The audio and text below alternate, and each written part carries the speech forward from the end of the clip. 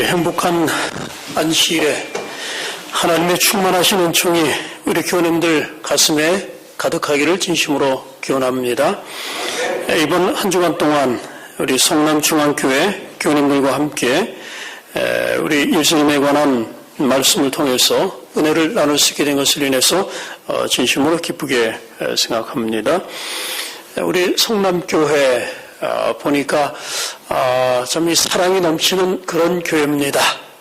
그리고 아주 짜임새 있고 또 말씀으로 또 이 소극으로 성장하는 그런 교회 보고 제가 목사님한테 좀 많이 배워야 될 것 같습니다. 우리 훌륭한 목사님 주신 하나님께 감사드립니다. 저는 오늘 성경에 아주 특이한 장면이 나오죠. 그 장면을 통해서 현대를 살아가는 우리에게 주시는 하나님의 기별을 살펴보고자 합니다. 성경 말씀 출애굽기 4장 1절에서 4절까지 있는 말씀을 제가 읽도록 하겠습니다. 출애굽기 4장 1절에서 4절까지 있는 말씀입니다.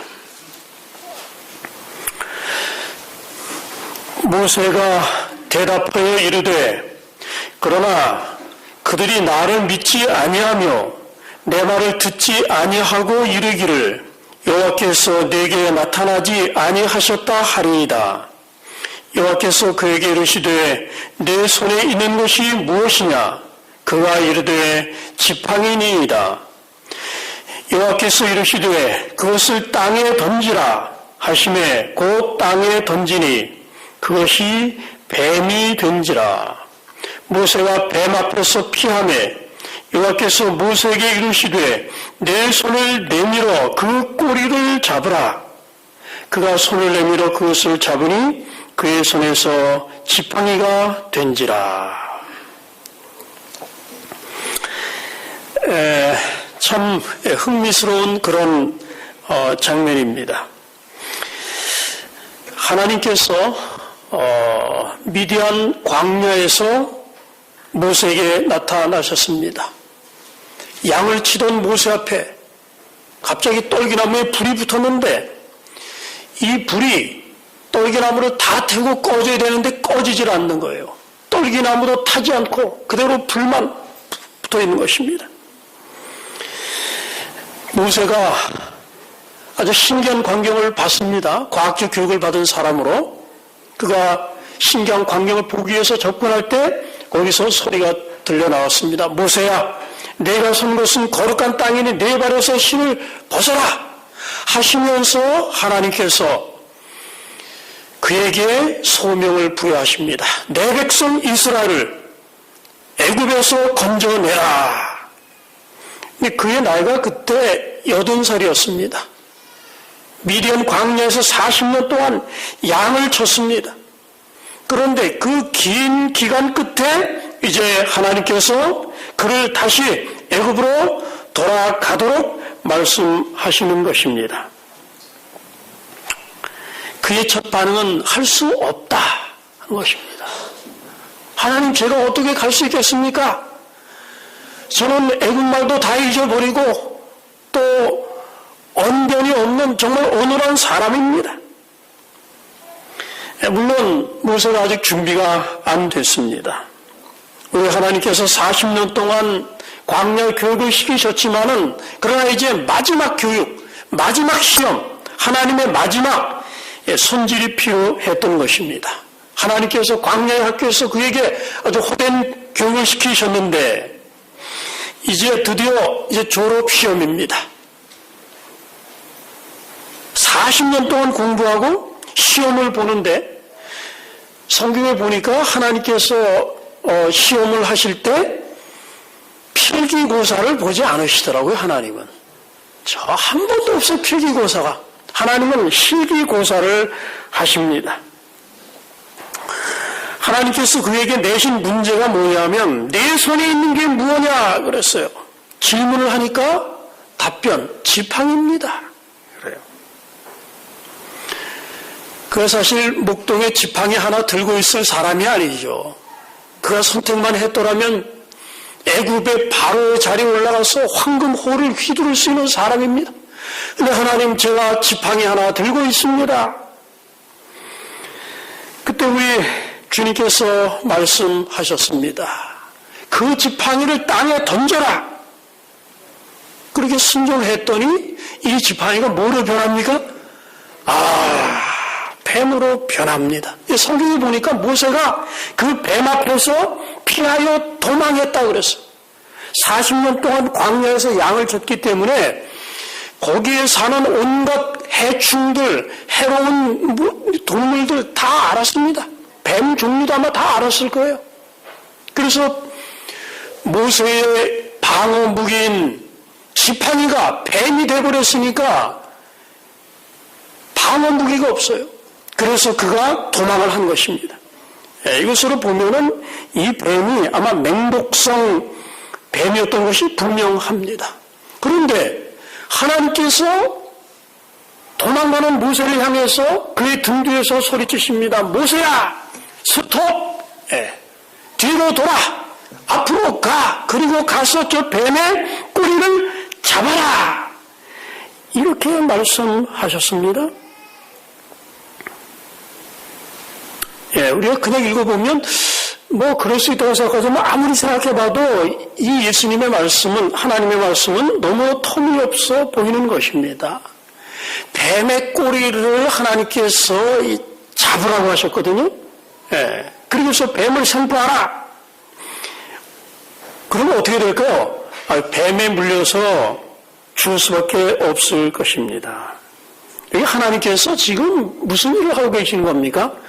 지금 모세의 믿음이 어느 정도 되는지 우리 하나님이 이제 측정 시험도 하시고 이것을 통해서 모세의 시험을 아주 극한도로 키워주시는 그런 시험을 보고 계신 겁니다. 40년 광야 수업 후에 주어진 시험 단 하나, 지팡이를 던져라, 뱀의 꼬리를 잡아라.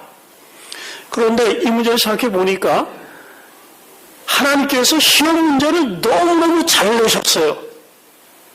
시험 문제 하나 너무 잘 내셨어요. 모세가 이 시험을 통과하면 그는 이스라엘의 지도자가 됩니다. 정말 지도자 자격이 있는지 없는지 알아내기 위한 정말 잘 계산된 그런 시험이었습니다. 저는 오늘 몇 가지, 한 서너 가지 교훈을 좀 찾아내려고 합니다. 지도자, 백성을 이끌어갈 지도자뿐만 아니라 우리 모든 하나님의 성도들에게 있어서 제일 중요한 자격 요건의 하나가 있다면 그것은 믿음이라고 할 수 있습니다. 믿음. 믿음이 없다면 모세가 출애굽의 지도자가 될 수 있었을까요? 절대 그렇게 할 수 없었을 것입니다. 하나님께서 당신의 백성을 애굽에서 이끌어내셔서 어디로 인도하든지 모세가 예하고 따라갈 수 있었겠습니까? 그의 지식으로 봐서 모세는 광야 지리에 대해서 정말 잘 알고 있어요. 어디 가면 뭐가 있던 거 잘 아는 사람인데 하나님께서 가라고 하시는 데는 분명히 가면 거기는 쓴물이 있고 거기는 양식을 구할 방도가 전혀 없고 그리고 피할 데도 없는 그런 것으로 하나님께서 가라고 하실 거거든요. 모세가 하나님을 믿는 믿음이 없었더라면 그는 필경 하나님의 시험에 통과하지 못했을 것입니다. 여러분 뱀꼬리 한번 잡아보신 적 있습니까? 잘 생각해 보니까 이 시험은 정말 대단히 힘든 시험이었을 것입니다. 그러면서 하나님께서 뱀꼬리 잡으라고 하면서 모세를 어떤 사람으로 만들려고 하셨는가 하는 걸 생각해 보면 모세는 경험이 많은 사람이에요. 40년 광야 경험이 있고 또 애굽의 궁정에서 28년 동안 최고의 교육을 온갖 그런 개인 교사들로부터 엄청난 교육을 받은 사람이 바로 모세입니다. 하나님께서 뭐라고 말씀하시냐면, 모세야, 네가 지도자가 되려면 이제 네가 중요하다고 여겼던 너의 모든 경험에 의지하는 것도 버려야 된다. 내 모든 상식에 의존하는 것도 다 버려야 된다. 네가 이성적으로 생각하는 것조차도 다 버려야 된다. 여러분, 뱀꼬리 잡는 것이 그 모든 것을 의미합니까? 그렇습니다. 뱀꼬리 잡는 것은 이거 경험상으로 틀린 겁니다. 뱀 잡으려면 어떻게 잡아야 됩니까? 뱀의 목 부분을 딱 눌러야 되는 겁니다. 근데 하나님은 정반대로 말씀하시잖아요. 교육받은 거 상식에 완전히 다 이성적, 이걸 다 과거 내가 축적해왔던 동서고금을 막론하고 이런 모든 그런 나의 경험과 지식들을 다 내려놓아야 돼. 하나님 말씀을 들으려면.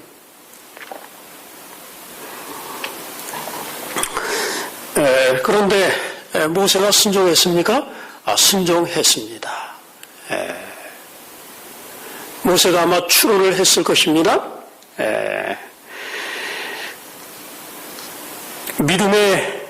믿음은 상황의 심각성을 피하지 않습니다. 그러면서 추론을 합니다. 지금 하나님께서 모세를 죽이려고 하시는 게 아니지 않습니까? 분명히 하나님께서 뱀꼬리 잡는다 하여도 그를 죽지 않게 하실 것입니다. 왜냐하면 좀 전에 말씀하셨잖아요. 너를 애굽으로 보낸다. 이렇게 말씀하셨는데 그거 잡아서 죽겠습니까? 모세는 하나님을 계산에 넣었습니다. 하나님이 계시지 않으면 이거는 도저히 있을 수가 없는 그런 일입니다. 그렇게 할 수가 없잖아요. 그런데 하나님을 계산에 넣으니까 이게 가장 안전한 뱀 잡는 방법입니다. 왜? 그 뱀을 잡는 순간, 뱀꼬리를 잡는 순간 그것이 뭐로 변하니까? 다시 지팡이로 변하기 때문에. 근데 하나님께서 저와 여러분에게 어떤 일을 하라고 하실 때, 어떤 명령을 하실 때, 때때로 우리의 보기에 이거 너무 터무니없고 이대로 하다가는 내가 굶어 죽고 이대로 하다가는 망하고 너무 터무니없는 그런 명령을 하신다라고 생각될 때가 있습니까? 그럴 때가 있어. 하나님, 제가 당신보다 더 잘 압니다. 근데 하나님 왜 이렇게 하십니까? 우리가 그렇게 할 수 있지 않습니까? 그러나 전능하신 하나님, 전지하신 하나님을 우리가 계산에 넣는다면 하나님께서는 정말 전혀 우리와는 사람과는 다른 차원에서 일하고 계신다는 것입니다.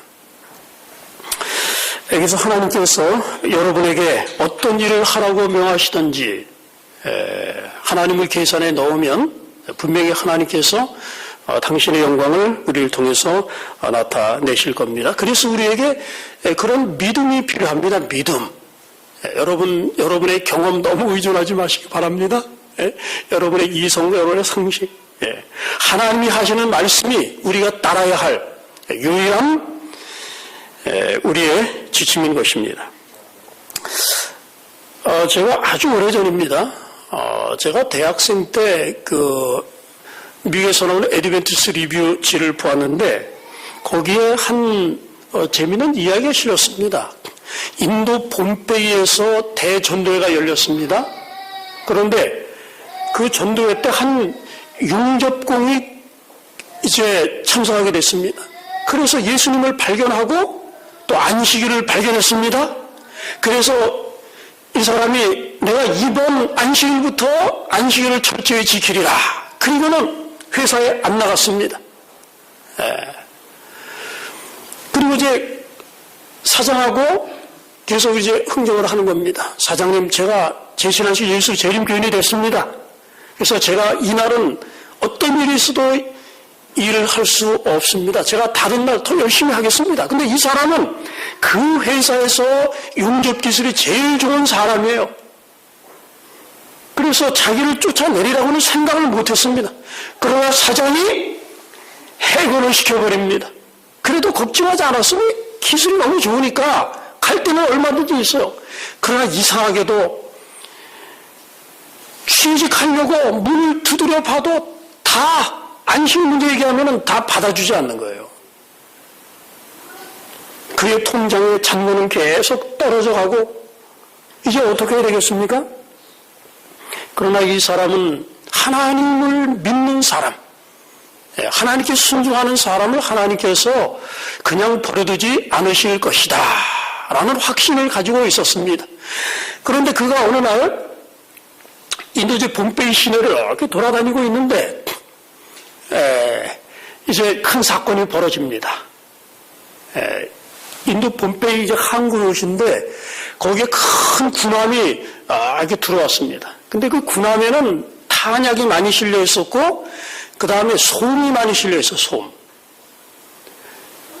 그래서 이제 배 접안을 하자 인부들이 달려들어서 이제 짐들을 하역을 하기 시작하는데 한 인부가 작업을 하면서 담배를 물고 작업을 하다가 담배를 떨어뜨렸어요.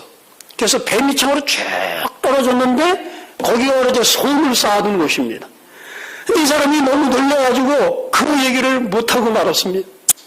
그런 동안 이 불이 솜물을 계속 속으로 타들어갑니다. 계속 연기도 나질 않아요.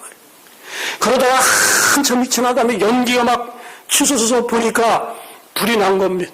그래서 인도 봄베이에 있는 소방차들이 달려와서 아무리 물을 뿌려도 이 솜 속으로 들어가가지고 꺼지질 않는 것입니다. 그래서 소방관들이 회의를 했습니다. 큰일 났다. 탄약에 옮겨 붙으면 인도 봄베이가 완전히 파괴될 터인데 그럼 어떻게 하면 좋겠는가? 이 군함을 침몰을 시키자. 그래서 용접공들을 불러다가 루프에 용접공들이 몸을 메고 배에다 구멍을 뚫어요. 구멍을 막 뚫는 동안에 이 탄약에 불이 옮겨 붙어가지고 이 배가 폭발을 합니다. 그래서 막 엄청난 교훈과 함께 많은 사람이 죽고 인도 본편은 막 망가졌습니다. 근데 우리 재림교인 용접공이 이제 실업자인데 그날도 이제 취직할 때를 찾아서 헤매고 있는데 배가 폭발을 하는 것입니다. 그래서 그가 그 상황을 다 알고 나서는 하나님께 감사드렸습니다. 왜 감사드렸을까요? 이 사람이 제일 먼저 뽑혀갔을 사람의 하나입니다. 그러지 않습니까? 하나님 감사합니다. 그리고 그 사건 후에 이상하게 하나님께서 너 용접회사를 네가 차려라. 그래서 용접회사를 차렸는데 용접회사가 너무너무 잘 돼가지고 우리가 하나님께 순종한다고 해서 모든 일이 다 잘 되는 건 아닙니다. 하나님께서 그렇게 인도하시는 건 아니죠. 그러나 믿음으로 순종할 때 하나님께서 얼마나 큰 축복을 주시는지를 여기서 우리가 보게 되는 것입니다. 믿음이 있는 사람은 순종하는 사람입니다. 그렇습니까? 믿음이 있노라 하고 행함이 없는 그 믿음은 죽은 믿음이다. 그렇게 얘기를 했습니다. 마틴 루터 얘기했습니다. 믿음은 선을 행하려는 성향이라고 그랬어요. 여러분 믿으시잖아요. 그럼 믿음이라는 게 예수님이 나를 위해서 십자가에 돌아가셨구나. 그런 깨달음만이 믿음이 아닙니다. 여러분이 믿으시면 여러분의 마음속에 하나의 새로운 충동이 생긴다. 이게 믿음이라고 그랬어요. 선을 행하려는 충동, 하나님께 향하여 나가려는 충동. 그렇기 때문에 믿음이 있으면 반드시 뭐가 나타납니까? 행함이 나타나게 있어요.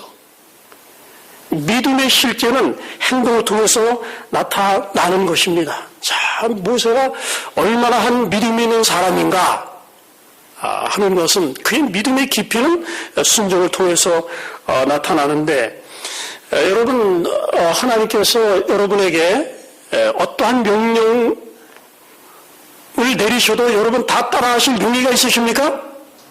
아멘이십니까? 뱀뿌리 잡아라. 그래도 우리 집사람들 다 잡으시겠습니까?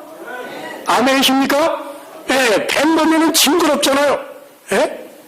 꿈틀꿈틀 움직이는 뱀. 근데 뱀이 얼마나 깨끗합니까? 얼마나 정말 참 멋있는 동물이라 그래요. 뱀에 매료된 사람들이 얼마나 많은지 모르는데 많은 사람이 뱀 기어가는 그 모습만 봐도 막 얼어붙지 않아요? 얼어붙지 않습니까? 저도 어릴 때 저기 아차산에 가면은 뭐 뱀들이 많이 지나가요. 뱀만 보면 막 해가지고 막 돌 던져서 뱀들 참 많이 죽인 사람이 하나인데, 참 뱀 보는 것도 그런데 뱀 머리를 이렇게 목을 잡아서 잡으라는 것도 순종하기 어려운 명령인데 하나님께서는 뱀 꼬리 잡으라고 가장 혐오스러운 일을 하나님께서 우리에게 하라고 하신 것입니다.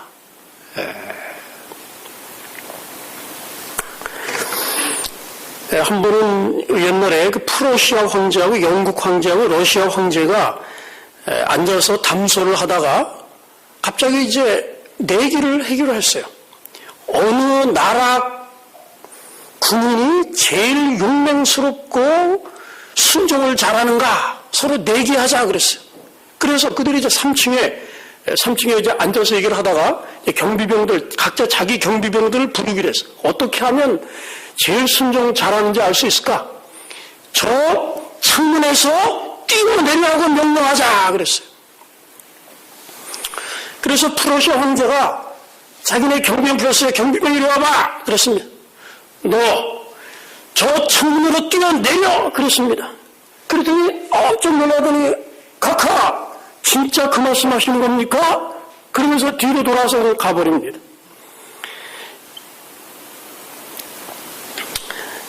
또 이제 다른 왕이 불렀습니다. 너 뛰어내려라 그랬습니다. 예 뛰어내리겠습니다. 그러더니 카카 농담 아니십니까? 그리고는 가버립니다. 러시아 황제가 경비병 저 3층 밑으로 지금 뛰어내려 그랬습니다. 그랬더니 러시아 병사가 예 하면서 막 달려갑니다. 참 이 러시아 병사의 충성심과 순종 참 놀랍지 않습니까? 우리의 믿음은 행함, 순종을 통해서 나타나고 순종을 통해서 행함을 통해서 온전하게 됩니다. 야고보가 그렇게 주장하지 않습니까? 한 주부가 정신분석학자를 찾아옵니다. 이 여성은 이혼을 하기 원하는 겁니다. 근데 이혼도 그냥 하면 안 되겠어요. 남편에게 상처를 주고서 이혼을 하고 싶은 것입니다. 최대한도. 그래서 정신분석학에 찾아왔습니다. 그래서 제가 남편하고 이혼을 하려고 그러는데 제가 고의 그냥 이혼을 해주면 제가 미치는 것 같아서 안 되겠습니다. 내가 아주 그냥 남편에게 깊은 상처를 주고 난 다음에 제가 이혼하겠습니다. 그랬더니 정신분석학자가 듣고 나서 그에게 그러면 제가 방법을 일러드리겠습니다. 앞으로 한 달 동안 남편을 극진히 대접하십시오. 왕같이 대우하시고 증오심을 다 감추시고 아무리 힘들어도 웃으시고 남편을 진정으로 사랑하고 있는 것처럼 행동하십시오. 그러면 남편은 속을 겁니다. 자신을 사랑하는 줄 알고. 그런 다음에 터련히 관계를 딱 끊으면 남편은 마음에 엄청난 상처를 입게 될 것입니다. 그렇게 되면 이 깨속은 복수가 되지 않겠습니까? 여자가 이 증오심을 품으니까 뭐 별일을 다 합니다. 그래서 그걸 남편에 대한 이 증오심이 불타는데도 그걸 다 숨기고 그대로 하는 겁니다. 그리고 나서 한 달 후에 이제 정신분석학자의 집무실 문을 다 두드리는 겁니다. 근데 얼굴이 아주 환해졌습니다.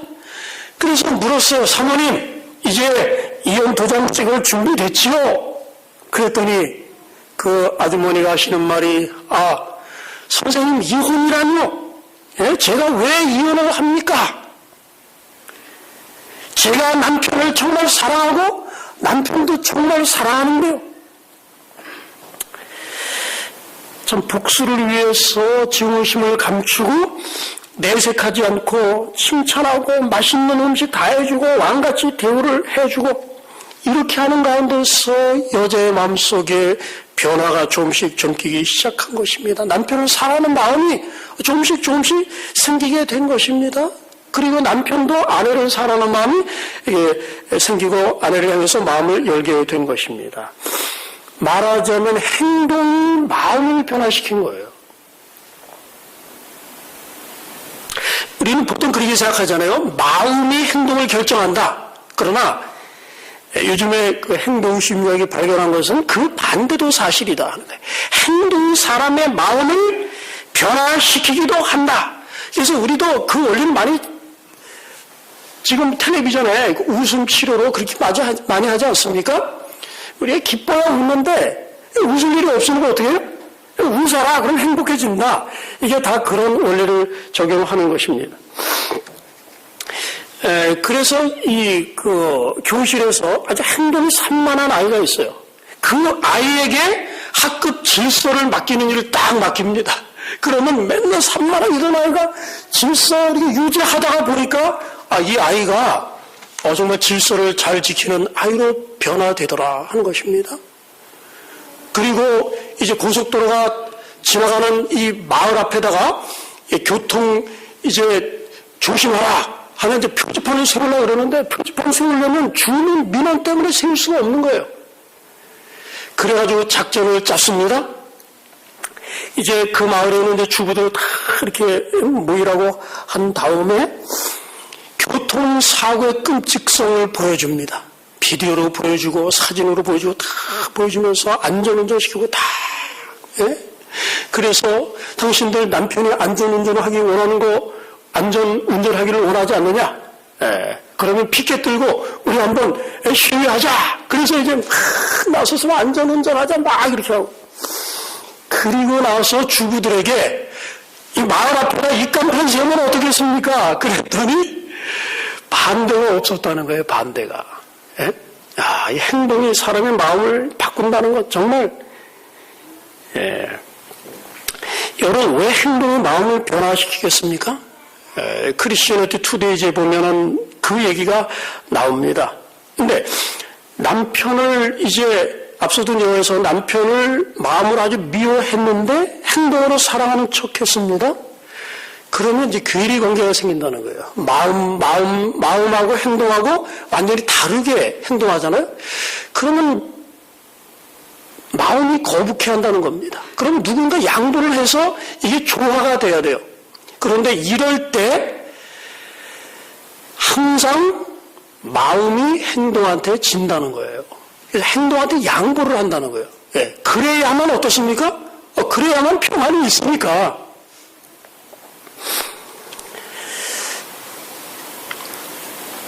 믿음 좋습니다.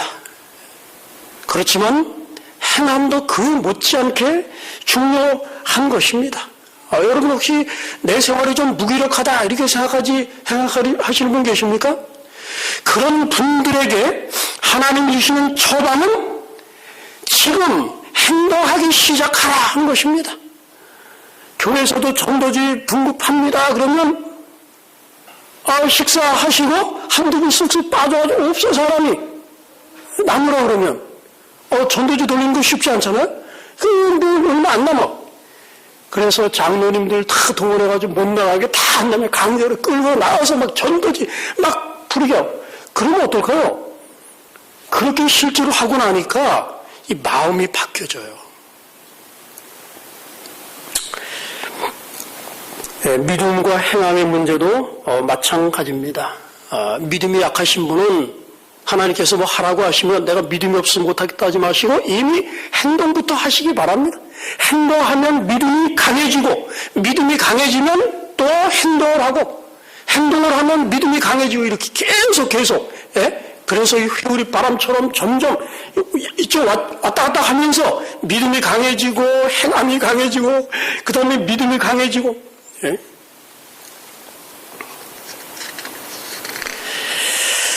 지금은 우리 재림교인들이 행동할 때입니다. 어떤 분이 그런 얘기를 해요. 화이트책 읽어보니까 믿으라는 말 별로 없고 제 친구가 그래. 제 친구가 신학을 하고 목회하다가 화이트 부인하고 나간 친구인데 그러니 제 화이트책 읽어보니까 화이트책 율법주의란 말이야. 믿으라는 말 그렇게 많지 않고 믿으라는 말보다 뭐 일하라, 뭐 하라, 왜 그렇게 하라는 말이 많은가? 화이트는 율법주의다. 이렇게 하고 나가버렸습니다. 그러나, 그렇지가 않습니다. 성경도 맞죠. 성경도 믿으라는 말보다 뭐 하라는 말이 많습니까? 행동하라는 말이 맞아요. 우리 행함으로 구원받는 거 아닙니다. 그러나, 믿음을 강화시키는 것은 바로 행동이지요. 예, 그런 의미에서 우리가 행동에 대한 강조를 봐야 될 것입니다. 믿음. 예, 행함으로 강해지고 행함하면 또 강해지고. 예.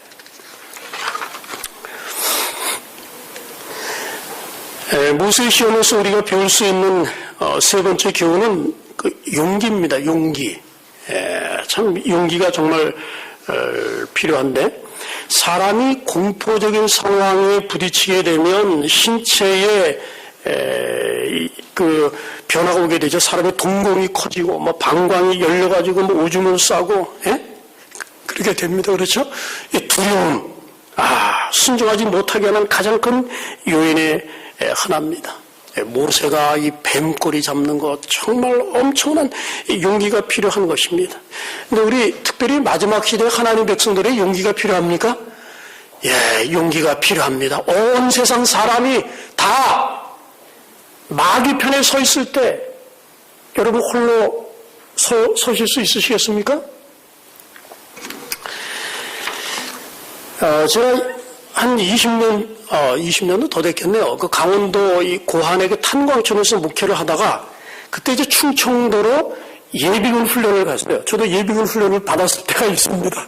지금은 불러주지도 않아요. 근데 예비군 훈련을 이제 갔는데 그래서 안식일에 혼자 이렇게 이제 예배를 드리고 있는데 제 중학교 동창을 만났어요. 거기에서 삼령학교.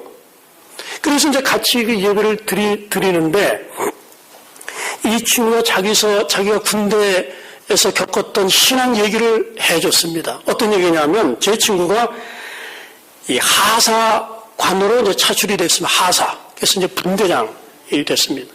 그런데 이 철책선 근방인데 자꾸 이 총기 사고가 자꾸 안전사고가 나가지고 자꾸 다쳐요. 그러니까 중대장이 어느 날 중대원들 다 불러 모은 다음에 왜 이렇게 사고가 많이 난지 모르겠다. 그러니까 우리가 이 중대 안전을 위해서 좀 고사를 드려야 되겠다. 그런 다음에 다 준비를 해놨어요. 고사 지낼 때는 상에다 뭐를 얹어놓습니까? 돼지 머리를 탁 얹어놓고 중대원들이 딱 이제 소대가 딱 그래서 이 친구도 앞에 딱 나와서 분대장이니까 서 있습니다. 그러면서 이제 훈시를 합니다. 우리가 중대 안전을 위해서 고사를 지내는 거다. 그러면서 나가서 중대장이 이제 절을 하고 돌아옵니다. 그 다음에는 소대장들이 나와서 다 절을 합니다. 그 다음에는 우리가 전체 다 절을 하면 좋겠지만은 분대장급까지만 절을 하도록 하자. 전혀 뭐 모태 재림교회인데 전혀 예상하지 못한 상황이 벌어진 겁니다. 야, 이거 어떻게 해야 될 것인가? 근데 옆길에 보니까 일요일교회 신학생도 분대장입니다. 야, 그렇지. 저 친구가 분명히 절은 안 할 거야. 그러면 자기한테 화가 미치지 않을 것이다. 이렇게 생각을 했습니다. 그리고 긴장한 가운데 지켜보고 있는데 자기 차례가 딱 오니까 일요일교회 신학생이 나가서 탁 나와서 절을 하고 들어옵니다. 이제 어떻게 해야 되겠습니까? 성경에 뭐라 그랬습니까? 우상에게 우상을 섬기지 말라 그랬잖아요? 그래서 이 친구가 그 상황을 피할 도리가 없는 것입니다. 고사를 다 완전히 깰 수도 없는 그런 상황인데, 그래서 이 친구가 아예 그냥 눈을 감아버렸어요. 눈을 딱 감고 모른 척 가만히 있습니다. 자기 차례가 됐는데 나오질 않는 것입니다. 그래서 중대장이 불러요. 제 친구가 이제 조십니다. 좋아서 나와서 절을 해야지. 안 나옵니다. 좋아서 나와야지. 안 나옵니다. 좋아서 안 나옵니다. 그 나중에 중대장이 눈물을 막 흘리면서 우리 중대를 위해서 이렇게 하는 거다. 그러니까 네가 좀 약간만 양보를 해라. 안 나옵니다. 네가 그러면 그 앞에 나와서 하나님께 기도라도 해라. 근데 돼지머리 앞에서 기도할 수 있습니까? 안 나왔습니다. 그리고 거기서 고사가 끝나버렸어요, 바로. 예? 중대장에 해산하고 말이죠. 제 친구 여기 견장 다 뜯고 말이죠. 그리고 제 친구가 그 중대장한테 아주 괴로움을 많이 받았습니다. 그런데 이 소식이 중대에서 대대로 퍼지고 또 연대로 퍼지고 그 다음에 사단으로 쫙 퍼집니다. 야, 어느 중대에서 공사를 하다가 고리사가 완전히 깨졌대. 그 소식이 누구에게 귀까지 들어갔냐면 사단장 귀에까지 들어갔어요. 네. 사단장이 그 얘기를 딱 듣고 그래 이 사람을 데려와라 그랬어요. 그래 내가 찾던 사람이 바로 이 사람이다. 이거는 군대에서 병참 있잖아요. 그 물자 관리하는 거. 군대에서는 믿을 사람이 아무도 없습니다. 다 어떻게 하든지 물자 빼돌린 생각밖에 하잖아요. 그리고 훔쳐간다는 말이 군대에서는 없어요. 예? 군대에서는 위치 그래서 너무너무 사고가 나는데 맡길 사람이 없는. 그래서 사단장이 불러왔습니다. 네가 이 창고를 관리해라. 예. 근데 이 우상을 섬기지 않는 우리 그 재림교인 청년은 믿을 만한 청년입니까? 믿을 만한 청년이에요. 그 사단장 사랑받고 자기가 정말 편하게 군생활을 했다 하는 그런 얘기를 들었습니다. 예. 근데 사실 우리 하나님 믿고 뭐 편하게 군생활하는 것이 우리의 목표는 아닙니다. 그렇죠? 그렇지만 우리에게 용기가 필요합니까?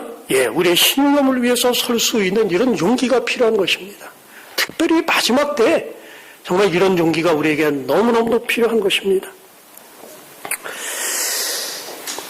여러분, 이 모세가 뱀꼬리를 어떻게 잡았을까요? 예를 한번 상상을 좀 해봅니다.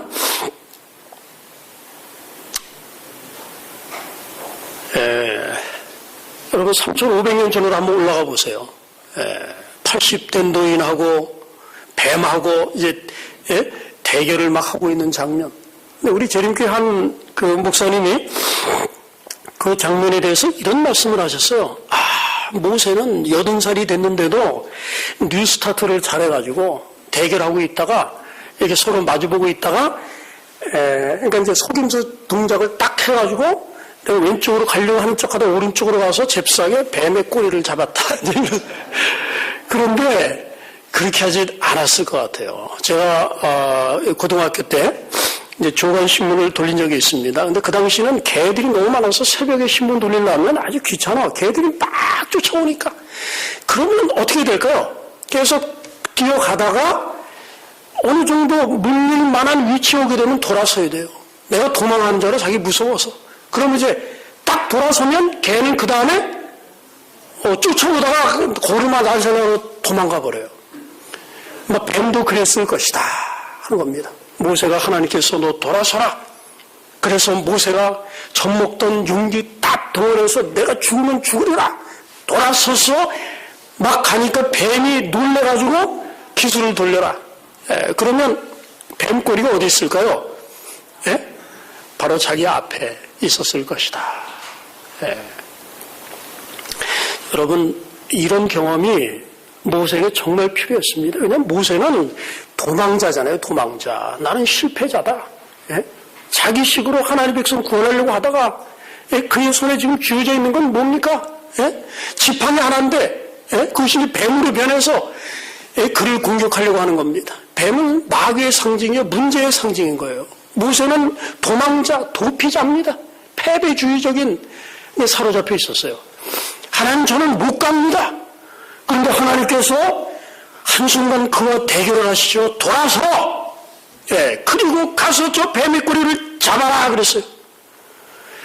그래서 모세가 정말 떨어지지 않는 발걸음이지만 하나님 말씀을 믿고 성큼성큼 다가가서 뱀의 꼬리를 잡는 순간 갑자기 그의 심리 치료가 단번에 이루어진 겁니다. 그 도망자가 아닌데 더 이상 한순간에 사람이 그렇게 바뀌어버린 겁니다.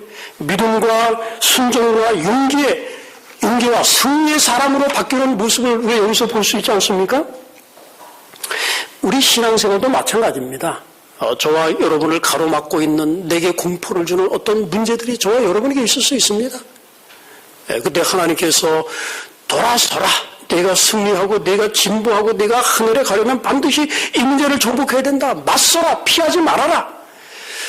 하나님 말씀 듣고 우리가 나아가면 이길 수 있을까요? 이길 수 있습니다.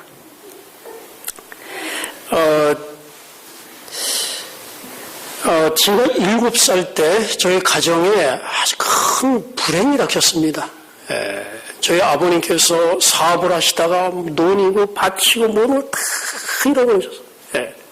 그래서 정말 조그만 방 하나에서 이렇게 살다가 산 기슭로 이사를 갔는데 어느 날 갑자기 아버지께서 혼 상태에 들어가셔가지고 벌써 50년 전 얘기입니다. 아버님께서 이 위생병으로 가다가 돌아가셨어요. 돌아가실 이유가 없는데. 그래서 그 당시 그 망우리에 보면 그 갓바위라는 곳이 있는데 거기가 용한 무당들이 많이 사는 곳입니다. 그래서 저희 친척들이 가서 이 도대체 어떻게 된 일이냐? 그랬더니 뭐 이렇게 점괘를 이렇게 보더니 이사를 잘못 갔다. 그러면서 자기 눈에 산소가 3개가 보인다 그러더래요. 산소가. 요 장남한 3대가 죽는 그런 거래요. 근데 저희 아버지가 외아들이셨고, 그다음에 저희 이제 할아버지, 할아버지가 아버님 장례식 날 돌아가셨어요. 그리고 저희 형도 뭐 눈이 이상해지면서 막 정신이 혼미하고 또 죽었어요. 그래서 3대가 죽었어요. 하루아침에. 그게 사실은 옛날 그 면목동이라고 하는 그 동네에 보통이면 지금까지도 그걸 기억하는 게 있어요. 이 교통사고로 죽으면은 그 원인이 이해가 되는데, 그런 일이 발생을 한 겁니다. 그래가지고 사남매 두시고 또 시어머니 두시고 어머니 혼자서 너무 힘드시잖아요. 근데 그때 미국에서 그 구호물자가 나왔습니다. 강냉이, 옥수수, 그 다음에 옷 같은 거 말이죠. 허벌렁한 거 이렇게 그 바다 입고 다니고. 그래서 교회를 나가면 그걸 주기 때문에 그때 동네 사람들 엄청 많이 나왔어요. 그래서 원동지구에서는 한국에 늦은비 성령 내렸다고 말이지 막 그렇게 했는데, 그렇게 하다가 그거 떨어지니까 사람들 다 떨어져 나갔어요. 그런데 이제 저희 가족은 거기에서 살아남았습니다. 살아남아서 제가 초등학교도 이제 고아원에서 이제 학교를 다니고 중학교는 이제 서울 삼육 중학교를 나왔습니다. 그런데 학비를 제때 낸 적이 없어요. 그리고 꿈도 없고, 그리고 위축되고 열등감에 빠지고, 그래서 우리 가정 경제를 살리는 방법은 내가 빨리 취직을 하는 것이 최선의 방법이다. 그래서 제가 공고를 들어가서, 우리 장로님 한 분이 한양 공고 출신이시라고 그러는데, 제가 한양 공고를 들어갔습니다. 기획과를 들어가서 열심히 공부를 해서 이제 제가 유능한 기능인이 되려고 하는데, 고등학교 제가 2학년 말에, 그다음 이제 교회를 조금 쉬었어요. 그러다가 2학년 말에 이제 교회를 나가기 시작하는데, 그 지도교사가 그래요. 제가 이제 그때 비로소 이제 내가 대학을 좀 가야 되겠다 생각을 했습니다. 그래서 이제 진학반으로 해가지고 공부를 막 하고, 근데 교회 나가고, 근데 그래, 자기가 지도교사가 내가 광복 20년을 내가 다 읽어봤다. 그러나 정말 그 정치가들의 말로가 얼마나 비참한지를 자기가 깨달았다. 그렇기 때문에 끝이 어떤지를 봐라. 종말을 주의해 봐라. 그래서 저도 내가 이 공대를 가는 것보다는 내가 신학을 하는 게 좋겠다 하는 생각을 하고 제가 이제 신학을 하기로 이제 감히 결심을 했습니다. 한 번도 제가 다녀선 적도 없는 사람인데 내가 신학을 한번 해봐야지.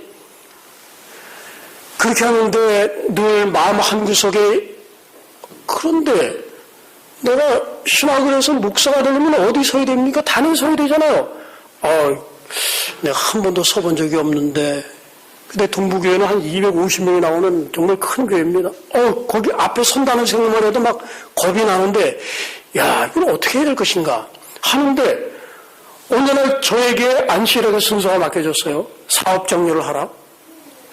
그래서 이제 마지못해서 받았습니다. 그리고 예배 끝나자마자 제가 집에 와서 사업 장려 문을 씁니다. 안녕하십니까? 알겠어. 한 번도 써본 적이 없는데 떨린다. 어떻게 뭘 해야 될지도 모르고 다 썼습니다. 그 다음에 이제 산에 가서 소나무도 앞에서 이제 연습을 막 하는 겁니다. 정말 많이 했어요. 제가 기도도 많이 하고. 그래서 제정신 딱 들 때는 아이고 내가 그 앞에 서야지. 그러다 보면 막 떨리고 맛있는 거 먹다가도 맛이 없어지고 말이죠. 앞이 캄캄하고. 그때 제가 건강했기 때문에 내가 독감 걸리면 얼마나 좋을까. 근데 독감도 안 걸려. 제가 사실 그때 그랬어요. 시간은 계속 가고. 그래가지고 제가 이제 드디어 안식일 날 이제 교회에 나왔습니다. 그래서 이제 앞에 딱 이렇게 앉아 있었지. 처음 그걸 이제 극복하는 사람들 하고 만나는 것도 참 어려웠던 이제 그런 사람인데 250명 앞에 딱 선다는 게 겁이 나잖아요. 딱 서가지고 이제 다른 순서 막 제 순서가 딱 됐습니다. 연습 막 딱 앞에 서서 안녕하십니까 하고 눈을 딱 떴는데 사람들이 안 보여요. 실제로 희미하게 안 보이는 거예요. 근데 제가 연습을 얼마나 많이 했는지 아주 막 떨리는 걸 감추려고 큰 소리로 웅변을 막 엄청나게 했습니다. 웅변을 막 딱 끝났는데 그리고 이제 좀 이따 보니까 한 30초 지나고 보니까 저기 김 집사님 보이고 저기 김 집사님 보이고 그 다음에 막 방망이 치던 가슴이 갑자기 정말 그렇게 잔잔해질 수가 없어요. 조용해지더라고요. 그래가지고 제가 그걸 마쳤습니다. 그랬더니 아멘. 제가 설교에도 아마 그렇게 큰 아멘을 받지 못했을 거예요. 근데 제가 그때 주제가 뭐냐 하면 교회에서 떠들지 말자.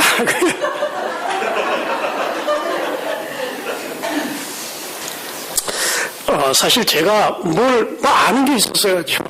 그러나 그때 그걸 극복하기 위해서 근데 이상하게 그 한 번의 경험 딱 후에 그 다음에는 그런 공포심이 쫙 사라지는데 정말 아주 놀라움을 제가 경험했습니다. 사실 그때 그것이 없었더라면 제가 이 자리에 설 수 없었을 것입니다. 우리 제7안식일 예수 재림교회는 제가 볼 때는 준비 다 되어 있습니다. 다 되어 있는데 뭐를 극복하면 될까요? 우리에게 있는 이 패배주의적인 정신, 앞으로 나아가는 정신, 이것만 극복되면 우리 제7안식일 예수 재림교회가 세계를 향해서 위대한 일들을 할 수 있게 될 것입니다. 저는 이제 말씀을 마치면서 화이트보이 특별히 이 마지막 시대에 관한 말씀을 하셨는데 제가 교육에 관한 말씀을 읽어보니까 지금 오늘 우리 시대에 딱 맞는 말씀을 하셨어요. 지금 세계가 막 긴장 상태에 있잖아요. 중국부터 예수님부터 가까웠다는 겁니다. 그런데 여러분 예수님 오심 지금까지 계속 기다리셨잖아요. 기다리셨는데 진짜 언제 오실지 도무지 예측이 되지 않는 겁니다. 근데 화이트보이 말씀하시기를 마지막 단계는 굉장히 빠르다 그랬어요. 크리스 마테슨이라는 사람이 그 웹사이트에 사건들이 얼마나 빨리 가속화될 수 있는지 경고합니다. 예를 들어 한번 생각해 보세요. 여러분이 그 보스턴에 가면은 보스턴 레드삭스의 그 구장이 있습니다. 굉장히 이렇게 높고 말이죠. 외야수 끝에 올라가면 뭐 수십 미터 그 위에 올라가 있습니다. 그런데 어떤 사람이 12시 정각에 여러분을 외야수 꼭대기에 딱 갖다 놓습니다. 저기 한 4, 50m 딱 올라가, 거기다가 맨 윗자리에 올려놓고 여러분 수갑을 딱 채웁니다. 12시 정각 딱 그렇게 됐습니다. 그 다음에 투수 마운드에다가 물방울 하나를 떨어뜨려요. 근데 이 물방울이 1분마다 2배로 늘어납니다. 2개 물방울이 되고 2분 되면 4개가 되고 그렇게 돼서 이 보스턴 레드삭스 구장이 방수로 돼 있어가지고 물이 빠지지 않고 그런다면 이 사람이 몇 분 내에 피하면 될까요?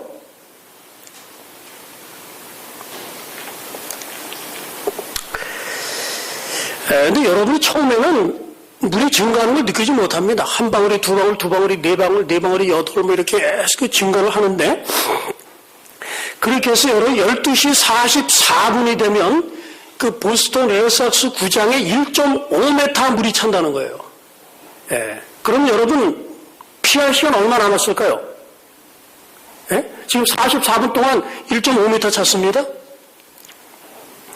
답은 여러분이 5분 내에 빠져나와야 된다는 거예요. 5분 내에.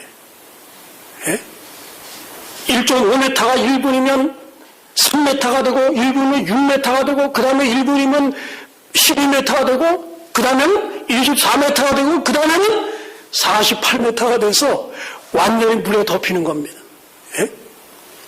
화이트님이 뭐라고 말씀하셨냐면 큰 변화들은 우리의 세상에서 머지않아 발생할 것인데 최후의 운동들은 매우 급속한 것들일 것이다. 급속한 레피드라고 그랬어요. 레피드요 S를 붙이면 급류입니다. 급류.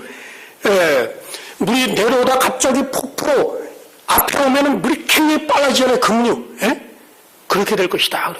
여러분 사건이 정말 느리게 흐르는 것 같죠? 그러나 어느 순간 종착역에 오르는 사건은 굉장히 빨리 진행이 돼버릴 것이다.